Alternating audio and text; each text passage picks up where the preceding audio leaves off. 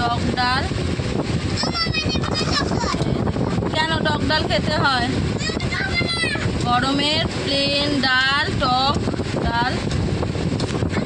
হচ্ছে এই যে দেখেছিলে গেরির তরকারি করেছি লাল লাল করে আর লম্বা লম্বা করে আলু কেটে।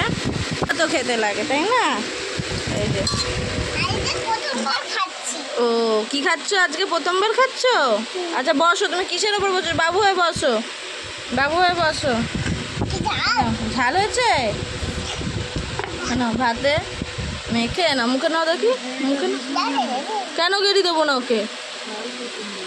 খা খা খা খা খা খা মাংস মাংস ভালো।